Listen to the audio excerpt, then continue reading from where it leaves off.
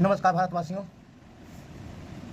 केंद्र की सरकार मोदी सरकार देश की अर्थव्यवस्था से लेकर छात्रों का भविष्य से क्या व्यवहार कर रहे हैं मुझे पता तो नहीं है, लेकिन मोदी सरकार और मोदी जी खास करके अपने मन की बात देश की जनता को सुनाता था। उसी प्रकार मोदी की सरकार में मंत्री अब अपने मन की बात करने लगे हैं। खास करके शिक्षा मंत्री अपने मन की बात करने लगे हैं। जब नीट की पेपर लीक का मामला आया तो स्वीकार नहीं कर रहे थे कि पेपर लीक हुआ है, और जब बिहार और गुजरात में ही कुछ लोग पकड़े गए थे, लेकिन ये स्वीकार नहीं कर रहे थे। कह अधिकारी तौर पर मुझे मालूम नहीं है, समझिए। लेकिन जब यूजीसी की परीक्षा हुई, ओकरे एक दिन बाद ही कैंसिल कर दिया गया और बोला कि पता चला है कि पेपर लीक हुई है और सीबीआई की जांच के लिए दिया गया है। इस पर कांग्रेस के प्रवक्ता सुप्रिया श्रीनेत ने क्या कहा है, सुनिए।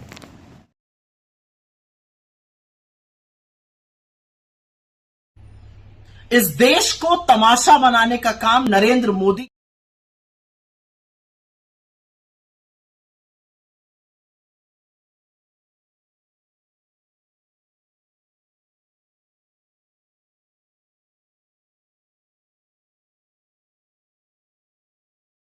की सरकार ने और उनके विफल मंत्रियों ने किया हुआ है। अभी नीट की परीक्षा पर बवाल मचा हुआ था। मंत्री जी कह रहे थे कोई पेपर लीक नहीं हुआ। अब जो आरोपी गिरफ्तार हुआ है उसने साक्ष्य और सबूत देकर बताया कैसे कैसे पेपर लीक हुआ था 35-35, 40-40 लाख रुपए में। और अभी 2 दिन पहले यूजीसी नेट की जो परीक्षा हुई थी उसका भी पर्चा लीक हो गया और उसको रद्द करना पड़ा। इस देश की 60% आबादी 35 साल से उम्र में कम है। ये सारी चीजें युवाओं के साथ एक भद्दा मजाक खिलवाड़ है। उनके भविष्य पर एक बहुत बड़ा प्रश्न चिन्ह लगाता है। असलियत तो यह है कि पिछले 5 साल में 43 भर्ती परीक्षा रद्द हुई है, जिससे प्रभावित करीब 1,75,00,000 युवा बेबस हैं, मजबूर हैं और गुस्से में हैं। पर ऐसा क्यों होता है कि क्या सरकार ने इससे पहले परीक्षाएं नहीं कराई हैं? परीक्षा होती थी इस देश में, परीक्षा लीक नहीं होती थी, लोग परीक्षा देते थे, किसी का सिलेक्शन होता था, किसी का नहीं होता था, नौकरियां भर दी जाती थी। लोग बेरोजगार हैं और उसके बाद जब परीक्षा देने जाते हैं तो परीक्षा लीक हो जाती है। असल में मोदी जी के और उनके मंत्रियों को कोई फर्क ही नहीं पड़ता। उनके बच्चे बड़े बड़े फॉरेन यूनिवर्सिटीज में पढ़ते हैं, उनको क्या फर्क पड़ता है आपके बच्चे गाजर मूली की तरह भरकर जाएं, परीक्षा दें, पेपर लीक हो जाए।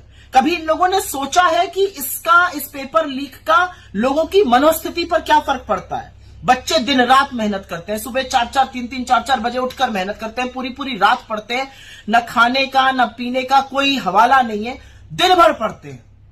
माँ बाप एक रात की रोटी कम खाते हैं कि बच्चा पढ़ जाए, फीस इतनी बढ़ा दी गई है। कोचिंग सेंटर का अपना अलग ही तमाशा है। और उसके बाद जब पढ़ लिख कर परीक्षा की बारी आती है तो पैसे देकर फिर एक बार एक निवाला कम खाकर पैसे देकर फॉर्म खरीदा जाता है। बच्चे गाजर मूली की तरह परीक्षा वाले दिन भेड़ बकरी की तरह ट्रेनों में, बसों में लद कर जाते हैं, परीक्षा देते हैं। परीक्षा अच्छी हुई बुरी हुई वो एक तरफ है, लेकिन फिर पता चलता है पेपर लीक हो गया।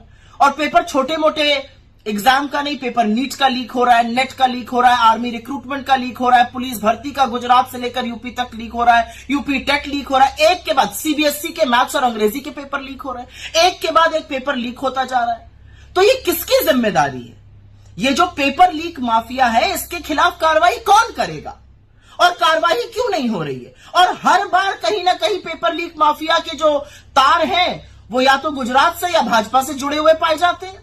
भाजपा के नेता उसमें संलग्न रहते हैं। लपक के आके क्लीन चिट दे दी धर्मेंद्र प्रधान ने, पेपर लीक नहीं हुआ। अब क्या बोलेंगे जब नीट का पेपर लीक हुआ? 24 लाख बच्चे वहां पर, यूजीसी नेट में 10 लाख लोगों ने इम्तिहान दिया। कौन जिम्मेदार है इन चीजों का? तो असलियत यह है कि पूरी तरह से उदासीन, पूरी तरह से अकर्मण्य और सरकार की विफलता का जो सबसे बड़ा दंश है, जो सबसे बड़ा दर्द है, वो इस देश के युवा को झेलना पड़ रहा है। उसने आपको सबक सिखाया है, लेकिन आप शायद अभी सबक सीख नहीं पाए हैं। लेकिन इस देश के भविष्य के साथ, इस देश के युवाओं के साथ खिलवाड़ करना बंद कर दीजिए। पेपर लीक माफियाओं का नहीं, युवाओं का